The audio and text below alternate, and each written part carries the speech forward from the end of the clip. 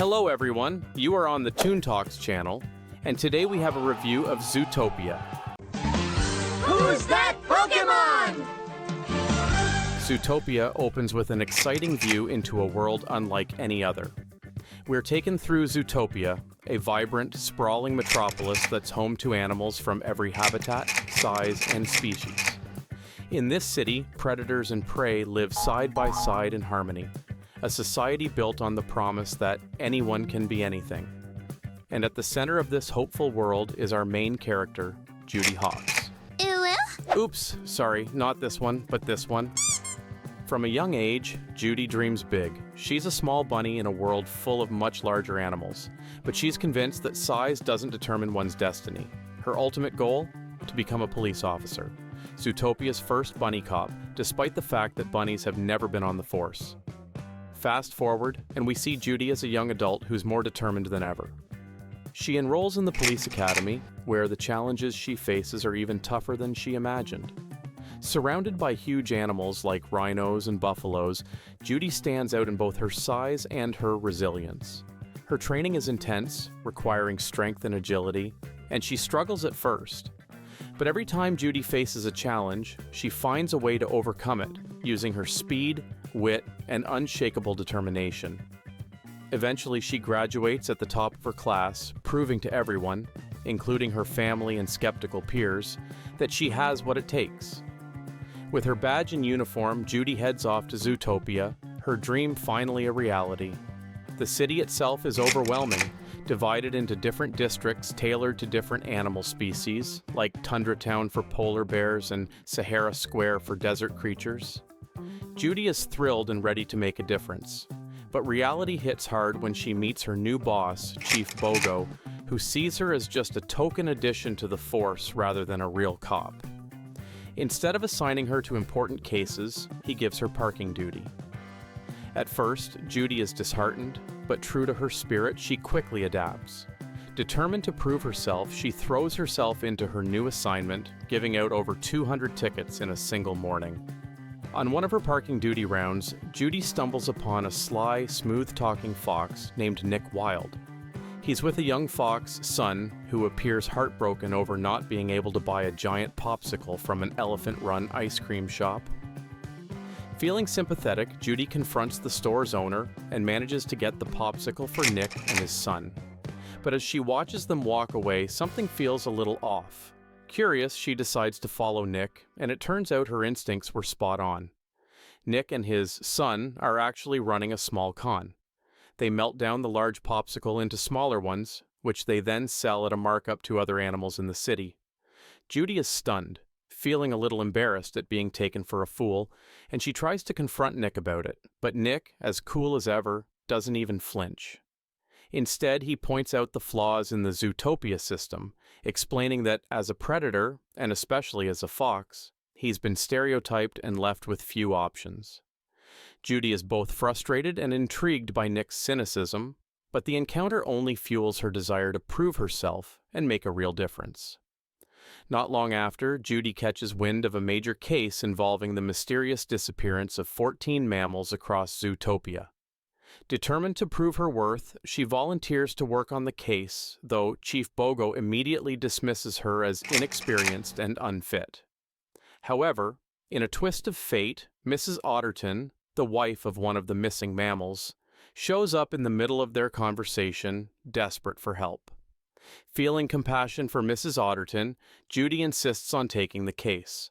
Left with no choice, Chief Bogo gives her 48 hours to solve it, or she'll be forced to resign. Judy sets out on her first major case, but there's a catch. She has no leads.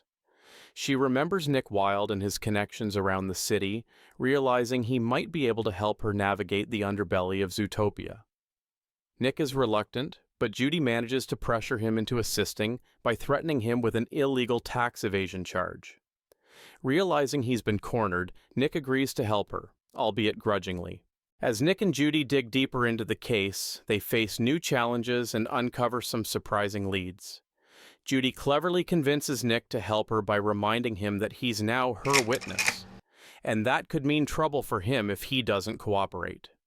The two head to the Mystic Springs Oasis, a naturalist club where one of the missing animals, Emmett Otterton, was last seen. There they find Yax, a very free-spirited yak who remembers odd details that lead them to Mr. Big, Zootopia's most feared crime boss. When Nick and Judy visit Mr. Big, things take an unexpected turn. At first, they're nearly iced by the mob boss, but Nick's quick thinking saves them. It turns out Mr. Big's daughter is grateful to Judy for saving her wedding day. Mr. Big then shares valuable information. Otterton went savage and attacked his chauffeur, a jaguar named Manches. The plot thickens when Judy and Nick track down Manches, who's still shaken from his encounter with Otterton. He describes how Otterton went from calm to terrifyingly feral in seconds. But before they can get more details, Manches himself suddenly goes savage, attacking the pair and forcing them to run for their lives. Judy manages to call for backup, but just as the ZPD arrives, Manches disappears, leaving her with little evidence. The twists leave Judy frustrated, but Nick steps in, encouraging her not to give up. He reveals a bit about his own past, sharing how he once tried to be part of society, but ended up hurt by prejudice. This brings Judy and Nick closer, forming a genuine partnership that gives them the determination to keep going. Determined to solve the mystery, Judy and Nick continue tracking down leads, interviewing anyone who might know something about the missing predators. Their journey leads them to a strange old laboratory where they discover frightening evidence of animals who've gone savage. Each piece of evidence brings them closer to understanding the larger picture, but also raises more questions. As they gather clues, Judy and Nick find themselves growing closer, each starting to respect the other's strengths and quirks. But their detective work isn't easy. The investigation leads them into tense and even dangerous situations where they have to think on their feet. But Nick's quick thinking and street smarts save the day. Eventually, they manage to get their hands on a piece of hard evidence, a critical lead that links the savage behavior to a rare plant extract used in old hunting traditions. Chief Bogo and the police arrive in force, and with the recorded evidence from the lab, Lionheart is arrested on the spot for his involvement in the illegal detention of predators. As Lionheart is led away, he tries to justify his actions, claiming he was protecting the city. But the damage is done. Zootopia is left shaken by the news, with the city's leader now behind bars. This turning point shifts the entire dynamic of the city as citizens everywhere start to question who to trust and where they truly stand. News of the savage predator crisis starts spreading rapidly, fueling panic and prejudice throughout Zootopia. Prey animals begin to fear predators, and a once united city turns divided overnight. Judy, feeling that she's partly responsible for this unrest, is overcome with guilt. Instead of making Zootopia better, her work seems to have only made things worse. Overwhelmed by the damage caused, Judy feels she has no choice but to return to her family's farm, leaving Nick and her dream of being a ZPD officer behind. Back at home, she confides in her family about the guilt she feels and the sense of failure that haunts her. Her parents, noticing her struggle, remind her of her strength and the importance of standing up for what's right, even when things get tough. Inspired by their support, Judy decides to return to Zootopia, ready to make things right. Upon her return, she finds Nick, who's initially hurt by her decision to leave.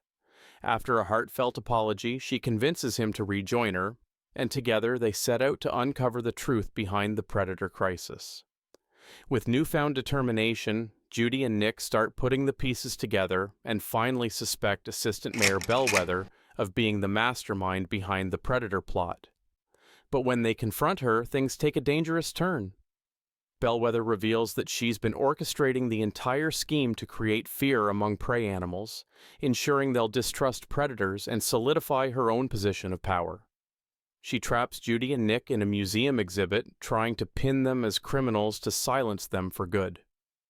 In a nail-biting showdown, Judy and Nick manage to outsmart Bellwether. Using a clever trick, they record her confession, securing the proof they need to expose her scheme.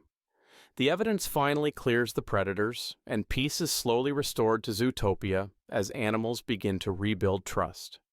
Their adventure brings Nick and Judy closer than ever, turning them into true partners who respect and rely on each other.